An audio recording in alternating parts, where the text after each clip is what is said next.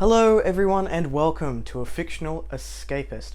Today's video is all about the February TBR, so let's find out what I'm reading in the month of February. To kick things off, we've got a hangover from January, and that is The Hero of Ages, Book 3 in the Mistborn trilogy by Brent and Sanderson. I'm about 30% of the way through this one. There's no way I'm going to finish it. It's now the 31st of January, so that one will carry on over into February of 2022. So we are following Vin and Ellor after the events of the Well of Ascension. It's about a year afterwards, while they're trying to restore peace to the Empire and figure out what Ruin is all about. This book's going pretty slow for me, I will admit. I like Sanderson's writing once I'm reading it, but I don't think to go and pick it up. I am hoping to have this one finished by the end of the week, however. Jumping into the books that are solely for February, I've got 6 on this list, starting off with The Lost World by Crichton. This is book number 2 in the Jurassic Park duology. I believe there's only 2, following 6 years after the events from Jurassic Park. I believe we've still got some little dino buddies maybe hanging around and causing some havoc, so we'll see how that goes. Next up on the list, I'm cracking into 3 book series. I'm starting 3 series in the month of February. There is a video coming out early next week where I talk about the 8 series that I want to read in 2022, and I am starting 3 of those in February and going February, March and April. If you want to jump along for any of these 3 series, let me know below. Reach out on Instagram, happy to do a buddy read and talk to you about these books if you so choose. The first series that I've picked up, I am 50% of the way through book number 1, just because I had some spare time on audiobooks in January, and that is The Girl with the Dragon Tattoo by Stieg Larsson. This is book 1 of the Millennium Trilogy. I know there's a 4th book out there, but I am just going to treat it like a trilogy, and we're following Mikkel Blomkvist, who has been hired by Henrik Vanger to basically investigate a 36-year-old murder. He believes one of his family members had done it. He doesn't like his family members very much, so he hires Blomkvist for a year to basically uncover his life and also seek out what happened to this young girl. Joining him on this mission of finding out what happened is Lisbeth Salander, a rebellious lass who don't take no shite. And I love her as a character already. I'm 50% of the way through, like I said, and I never want to stop listening when I'm listening to it. And it's very easy for me to visualize this world, which is not something that generally happens with an audiobook for me. So loving it so far. The next series I want to pick up is The Way of the Shadows by Brent Weeks, or the series, is called the Night Angel Trilogy, and it starts with The Way of the Shadows.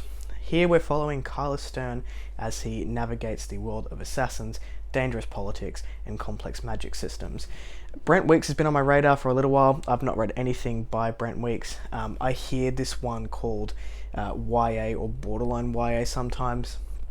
I don't know, I'll judge it for myself. I'm not a YA reader, so hopefully it has enough to keep me entertained. And I'll be doing book 1 this February, and then book 2 March, book 3 April, as I will with all these series that I'm doing. The next series on the list is the Greenbone Saga by Fonda, starting with Jade City, which I'll be reading in the month of February, or listening to in the month of February. Godfather-esque fantasy. We've got some mafia-like families, 2 big family syndicates, I believe, who are now fighting for control because there is a new drug in town allowing everyone and anyone to use Jade to tap into their magic system. And the 2 families in power, I believe, don't like that very much. I haven't read too much about Jade City because the premise seems something like it's right up my alley, and I don't want to ruin it too much by going in and potentially spoiling it for myself, so we'll see how that goes. I'm very much looking forward to listening to that one right after The Girl with the Dragon Tattoo. So those are the series that I want to read, and now I have 2 other picks on my February TBR. One is a NetGalley arc, and one is my indie self-published book of the month. We'll start off with the NetGalley arc being Silkfire by Zabe Ellor. I believe that's how you pronounce the name. I apologize if that is incorrect.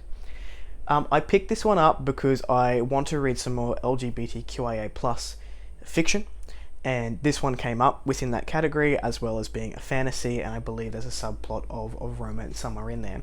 Not a big romance reader, but the last NetGalley arc that I was gifted was a fantasy romance, and it wasn't that bad, so I thought I would give it another crack. Now, I know relatively little about this. I've read 1 chapter, In that chapter is like a glossary of terms and how to pronounce a lot of names, so I think this is going to be quite a complex book. It is about 800 pages, well, 800 NetGalley pages. I'm not sure what that translates to in a book format. So it's a chunky boy, and the premise is this.